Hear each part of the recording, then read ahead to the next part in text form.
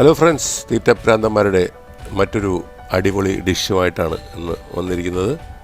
പുളിസാദം അല്ലെങ്കിൽ പുളിയോഗറി എന്ന് പറയുന്ന തമിഴ് ട്രഡീഷണൽ ഡിഷ്. അതെങ്ങനെ ഉണ്ടാക്കുന്നത് നോക്കാം. ഇവിടെ നമ്മൾ 1 ഗ്ലാസ് അരി ആണ് എടുത്തിരിക്കുന്നത്. ഇത് സോന മസൂരി റൈസ് ആണ്. ഇത് നമ്മളൊരു അരമണിക്കൂർ വെള്ളത്തിലിട്ട് വെച്ചു. അതിനുശേഷം വെള്ളം വാർത്ത് കുക്കറിൽ ഒരു 2 ഗ്ലാസ് വെള്ളം ഒഴിച്ചിട്ട്, അതായത് 1 കപ്പ് അരിക്ക് 2 ഗ്ലാസ് വെള്ളം ഒഴിച്ച് കുക്കറിലിട്ട് വിസിലിട്ട് അടുപ്പത്ത് വെച്ചിട്ടുണ്ട്.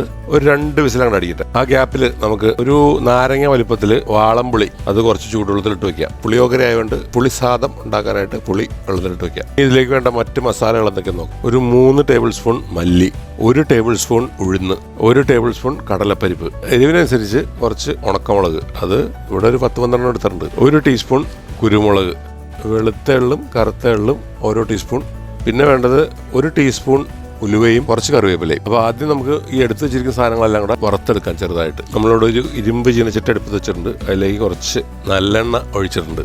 വെളുത്തെള്ളും കറുത്തെള്ളും ഒഴിച്ച് ബാക്കിയെല്ലാം നമുക്ക് ഇതിലേക്ക് ഇട്ട് കൊടുക്കാം.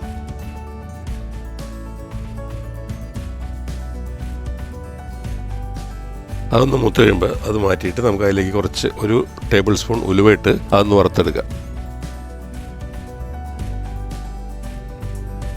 അതൊന്ന് മൂത്ത് വരുമ്പോൾ അതിലേക്ക് നമുക്ക് വെളുത്ത എള്ളും കറുത്ത എള്ളും കൂടെ ഇട്ട് കൊടുക്കാം. നമ്മുടെ കടുക് പൊട്ടുന്ന പോലെ ഈ എള്ളും പൊട്ടുന്ന വെച്ചാൽ നമുക്ക് കേൾക്കാൻ പറ്റും. അത് കോരിയിട്ട് ഒരു മിക്സിയിലിട്ട് ഇതെല്ലാം കൂടെ നന്നായിട്ട് അങ്ങ് പൊടിച്ചെടുക്കാം. അടുത്തതായിട്ട് നമുക്ക് ആ പുളി വെള്ളത്തിലിട്ട് വെച്ച് പിഴിഞ്ഞ് ചണ്ടിയൊക്കെ കളഞ്ഞെടുക്കാം. ഇതിനിടയ്ക്ക് നമ്മുടെ കുക്കർ 2 വിസിലടിച്ച് ഓഫാക്കിയിരുന്നു. അടുത്തായിട്ട് ഒരു പാൻ അടുപ്പത്ത് വെച്ചിട്ട് അതിലേക്ക് കുറച്ച് നല്ലെണ്ണ ഒഴിച്ചു കൊടുക്കാം. എണ്ണ ചൂടാക്കിയപ്പോൾ അതിലേക്ക് 2 ടേബിൾ സ്പൂൺ കടലപ്പരിപ്പ് ഇട്ട് കൊടുക്കാം. അതുകൂടാതെ 1 ടേബിൾ സ്പൂൺ കടുക് ഒന്ന് മൂത്ത് വരുമ്പോൾ അതിലേക്ക് നമുക്ക് ഉഴുന്നിട്ട് കൊടുക്കാം.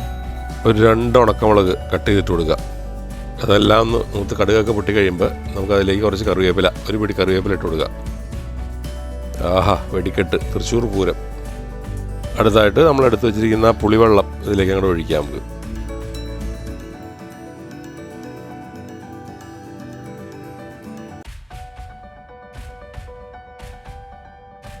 ഇനി ഇതിലേക്ക് ആവശ്യത്തിന് ഉപ്പ് ചേർത്ത് കൊടുക്കുക. നമ്മളിവിടെ 1 ടേബിൾ സ്പൂൺ കല്ലുപ്പാണ് ഇടുന്നത്. ഇനി ഇതിലേക്ക് നമുക്കൊരു 1.5 ടേബിൾ സ്പൂൺ ശർക്കര ചിരണ്ടിയിട്ട് കൊടുക്കും. ഇതിപ്പോൾ എല്ലാം കൂടെ നന്നായിട്ട് തിളച്ചിട്ടുണ്ട്. ഇതിലേക്ക് 1 ടേബിൾ സ്പൂൺ മഞ്ഞൾപ്പൊടി ഇട്ട് കൊടുക്കുക. അടുത്തതായിട്ട് നമ്മൾ വറുത്ത് പൊടിച്ച് വെച്ച മസാലകൾ ഇതിലേക്ക് ചേർത്ത് കൊടുക്കാം. അത് കുറേശ്ശെ ചേർത്ത് കൊടുക്കണം, മൊത്തമായിട്ട് ചേർക്കരുത്. കുറേശ്ശെ ചേർത്ത് അതിൻ്റെ ടേസ്റ്റ് നോക്കിയിട്ട് വേണം നമ്മൾ കുറേശ്ശെ ചേർത്ത് അത് മിക്സ് ചെയ്തെടുക്കാൻ.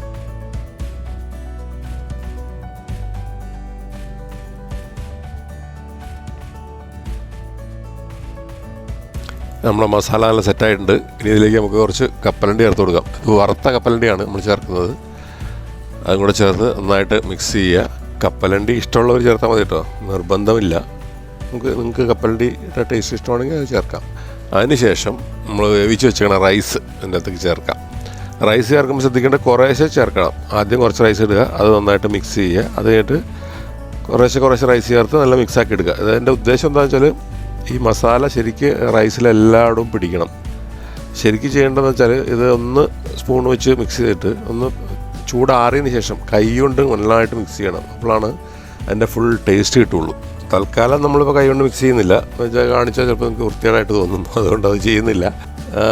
അപ്പോൾ നമ്മുടെ അടിപൊളി പുളിയോഗറി ഇവിടെ റെഡി ആയിട്ടുണ്ട്. പുളിസാദം എല്ലാവരും ഒന്ന് ട്രൈ ചെയ്ത് നോക്കുക.